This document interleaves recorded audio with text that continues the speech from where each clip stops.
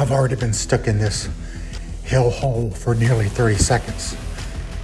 I know there couldn't be much oxygen left, and I was getting really thirsty.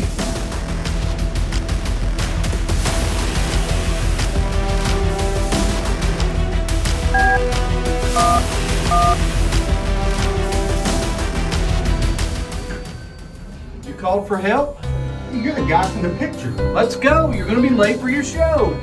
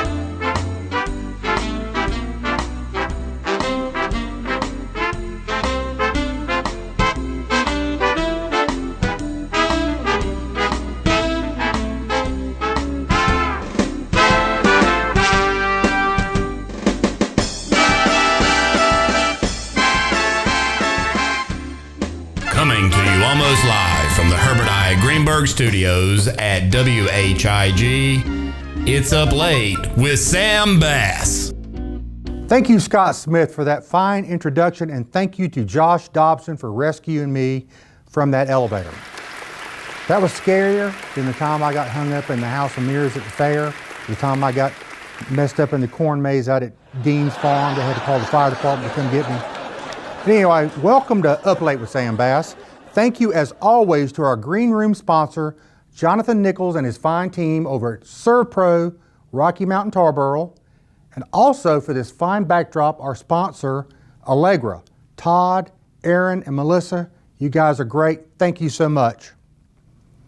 So our guest tonight, you may have already guessed, is North Carolina Commissioner of Labor, Josh Dobson.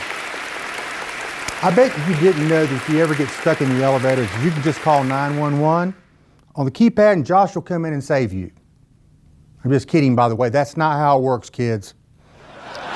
If you get stuck in an elevator, do not think you're going to be rescued by Josh. That's probably just not going to happen. Try something else, okay? Maybe you get cell phone service. I didn't get it, but maybe you will. I know, I can't think of anything worse than being stuck in an elevator and having to go pee. The only thing worse would probably be somebody else having to pee. So, while we're on the subject of pee, did you hear the story about the Florida man? I think we need a segment called Florida Man because there's so many stories to do with this.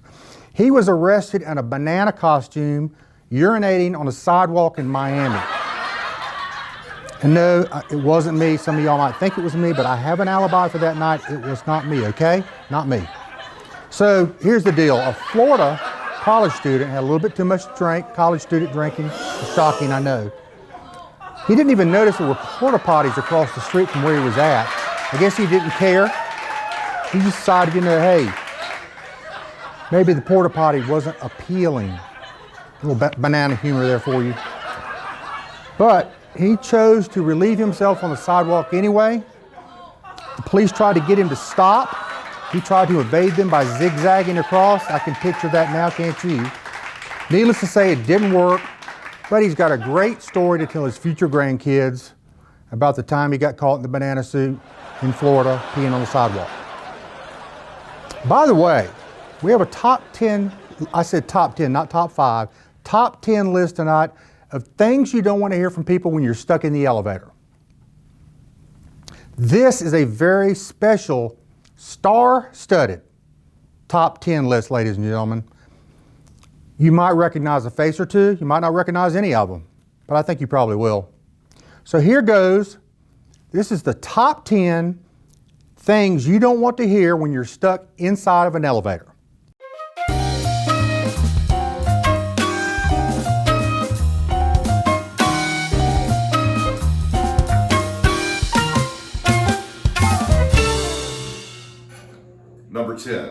I'm Mayor Sandy Robertson. Let's talk politics.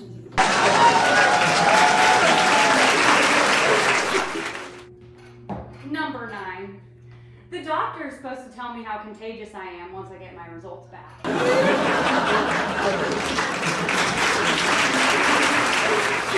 Number 8. I'm the best community ambassador, not you, Sam Bass.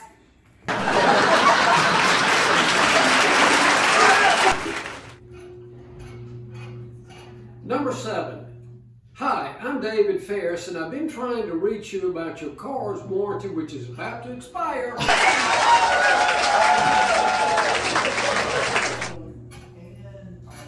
Number 6. Do you want me to show you my rectal rapids?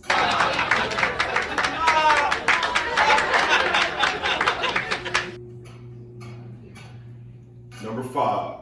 Sam Bass, I've been waiting to kick your tail for a long time.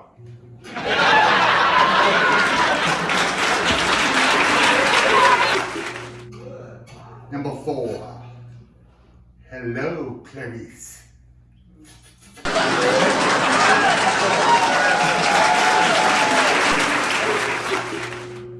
Number 3. I just won a sardine eating contest.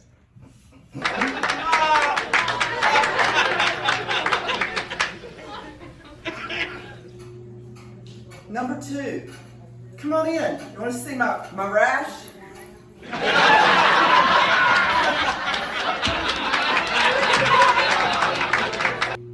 Number 1. Great. I just prepped for a colonoscopy.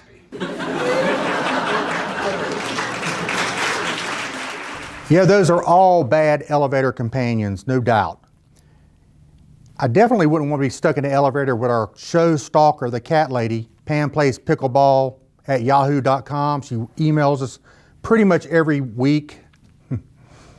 I'm betting she doesn't smell very nice, kind of like cat pee, I'm thinking. But speaking of Pam, I have an email, and believe it or not, it is not from her.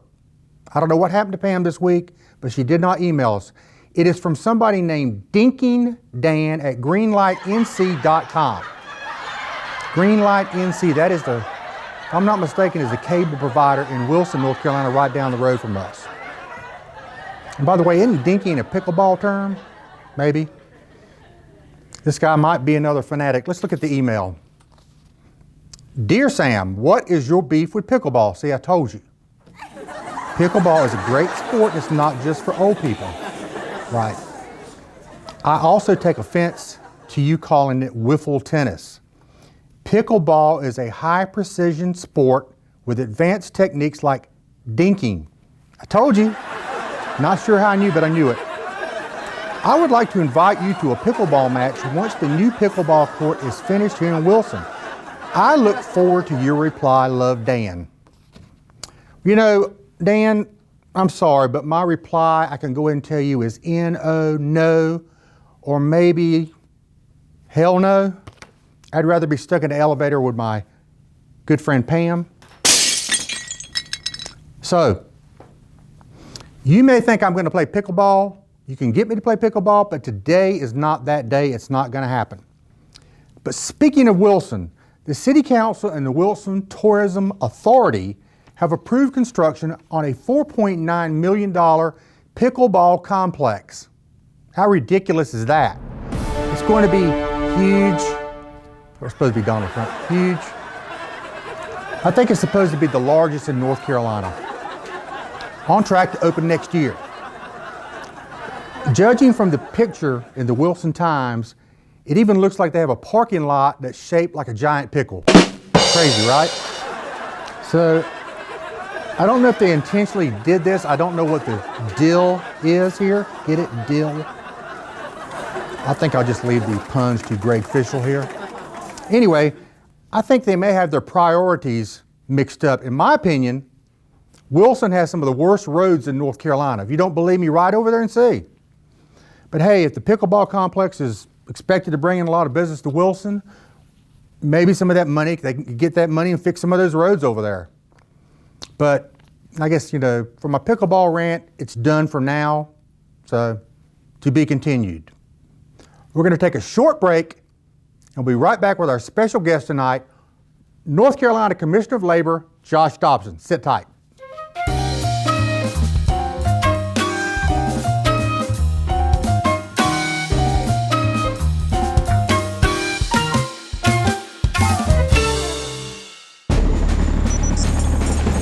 When you're the leader in disaster cleanup and restoration, how do you make like it never even happened happen? Let it rain, Randy! Woo! Yes! By being prepared for anything! Woo! Whatever comes your way, there's a pro for that. Serve Pro, like it never even happened.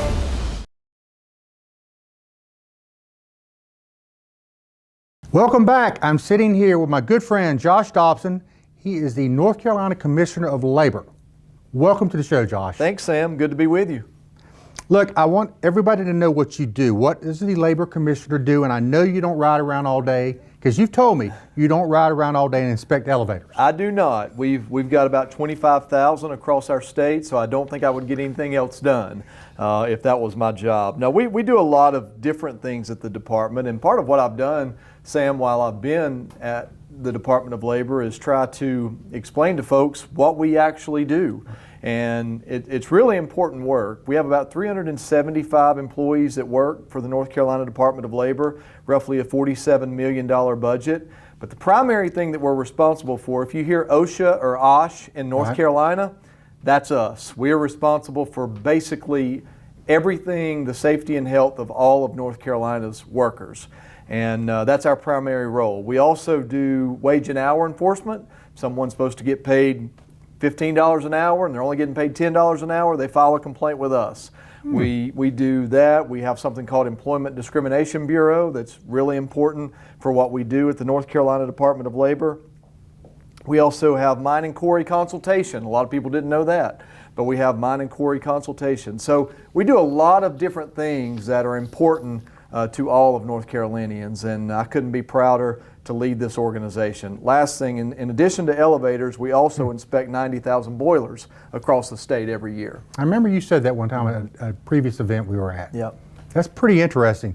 So, you know, the whole Sherry Berry elevator queen, elevator king, that's a funny thing, but it's, you know, I think people somehow know that they place you in this thing as the rising king of elevators. So I'm going to get back. We're going to go back a little bit. Before you were the Commissioner of Labor, you served as a representative for the North Carolina House of Representatives. I did. So was that your first elected office? It was not. I was in my late 20s in 2010, and I ran for county commissioner in McDowell County. Okay. And sometimes it's better to be lucky than good, and I was extremely lucky. There were 3 seats up, and I came in third. So I got a 4-year term, and 2 years into that 4-year term, my predecessor in the State House joined the McCrory administration, so I was appointed to represent Avery, Mitchell, and McDowell counties in the western part of our state in January of 2013. So to answer your question, I was county commissioner for 2 years and then fortunate enough to get the appointment to the State House. Well, what led you to want to be involved with public service? It's a great question, and I've thought a lot about it. Really 3 things that happened within a year's time had a profound impact on my life, Sam. The first one was I read Profiles in Courage by John Kennedy. And he was a senator at the time, and it was about public servants who go against the grain to do what they felt was right for their country and their state. I try. I really have tried to set ideology aside and take it one issue at a time. And really a lot of that approach to governing came from reading that book. So that really drew me to public service. The second thing, I struggled out of the gate when I went to college. I didn't flunk out, but I was a solid C- my first year.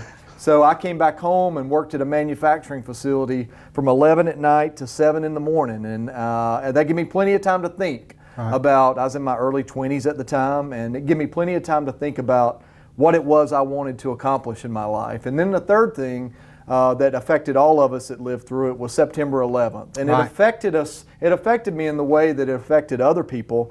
Public service and giving back, you know, a lot of people joined the military, but it was It was deeper than that for me, Sam. And what I mean by that, those people that got on those planes that day had no idea that was their last day on Earth. Those that lived in, those that went to work in the towers had no idea that was their last day on Earth. So since then, I've really tried to live life with a sense of urgency because you're not guaranteed another day. Exactly. And that really had a profound impact on me. So those three things together led me to public service very early on, and I've just been blessed all along the way to now get to be North Carolina's 18th Commissioner of Labor.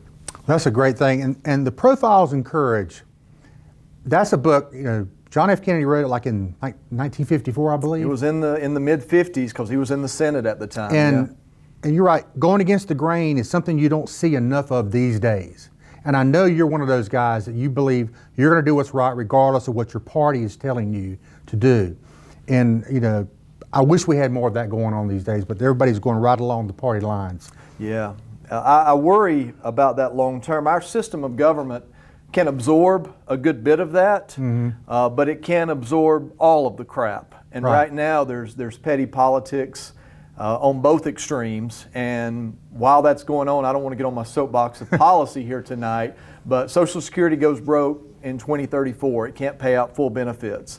We have a workforce shortage in our state and our country that's beyond belief. Wars across the country. I don't need to go into all that. But my point is, when bad things happen, you need competent people who are there that are willing to solve the problems and set party ideology aside. And I just don't think we have enough of that right now. Right. And I'm not going to get into the whole thing, but I kind of like RFK Jr. He's kind of making a whole lot of sense. He's kind of one of those guys that's going against the grain. Yeah. So we won't get into that. Unconventional for sure, and you know, he's definitely got a voice. And I think I've seen one poll; he's at 15 or 20% nationwide. So who knows? So I'm going to change gears a little bit. You're going to be taking down the picture of yourself in the elevator. Yeah.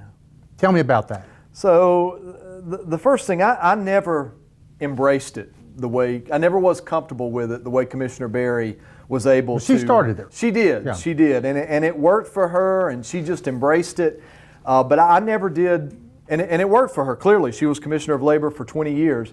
But for me, it just never felt right because, as cliche as it sounds, it was more about me than it was the employees that I'm fortunate enough to lead. Right. And it takes the focus away. We've got 39 elevator inspectors who inspect 25,000 elevators and escalators every single year in our state. Wow. In addition to that, every ride, roller coaster in our state, they have to inspect those as well. So they work incredibly hard, and I just felt like it negated what they do to a focus on me. And then the second thing, and we'll probably get into this, as you well know, I will not be on the ballot this coming year. So my time in elected office after 14 consecutive years will end in December of 2024.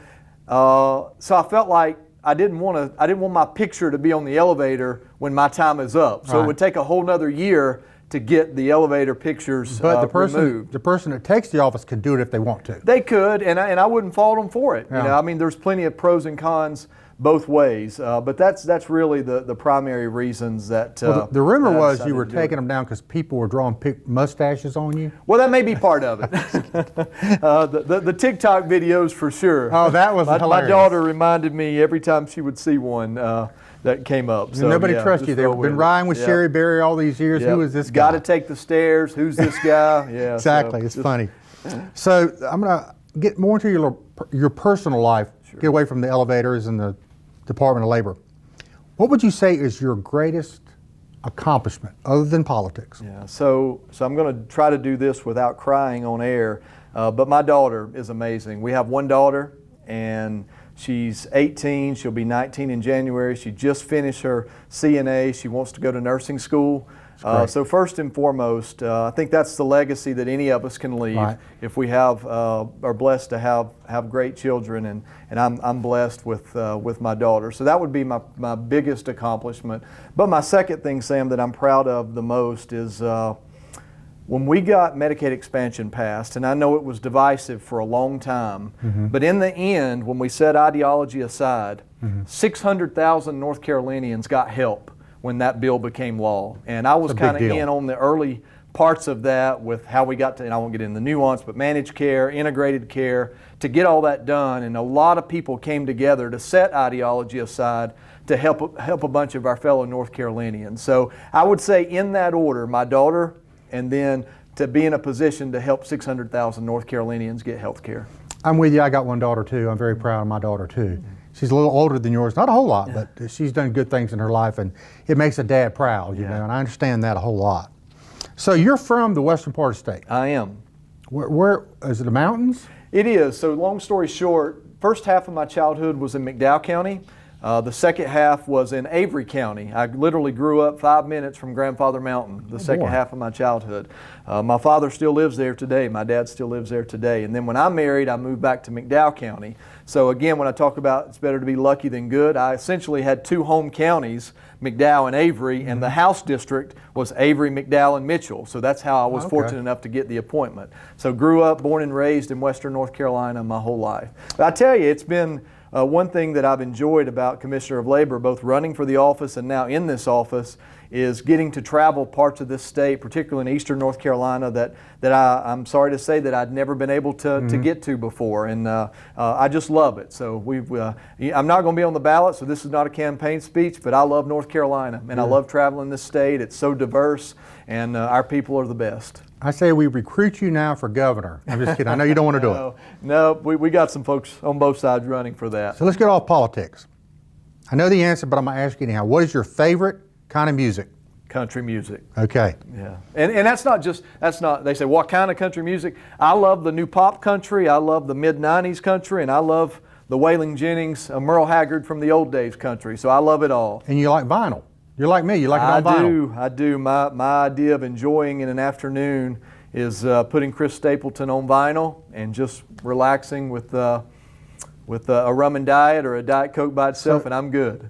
So Big and Rich, are you familiar with them? I am. So John Rich is a friend of the show. We hope to get him on here. We are drinking Redneck Riviera, by the way, his brand of bourbon. I love it. So who is your favorite artist? So Eric Church is my favorite country artist. He is a few years older than me, but we grew up one county apart. He was from Caldwell County. That's pretty neat. And we also are graduates from Appalachian State. So I can just relate to his music more than anything. So if I had to pick one, there's a lot that I like today. Chris Stapleton, as I said, I love. Jason Aldean, I love. But if I had to pick one, it would be Eric Church. So that's kind of the newer stuff. I like the older stuff, the George Jones and Randy Travis. Indeed, yeah. And I think Robbie's the same way. He likes the older stuff, but I do like some of the newer stuff. I like some Waylon Jennings, some Merle Haggard, especially George Can't beat Jones. Merle. Seen George Jones in concert a couple times, so I like it all. I've seen him once. He's really good. Yeah. Okay, so if you were going to describe your idea of a great weekend, what would it be? A great weekend. Wow, that's a great question. This time of the year. Well, it's still warm this time of year. This year.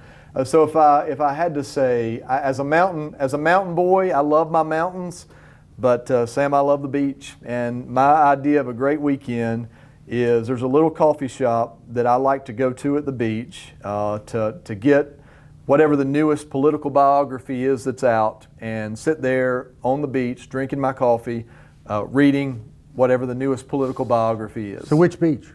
So Wilmington sometimes, Carolina Beach, that area, but Myrtle Beach as well. We grew up going to Myrtle Beach, so I love both of those. So I'm a beach guy too, so I do love the beach.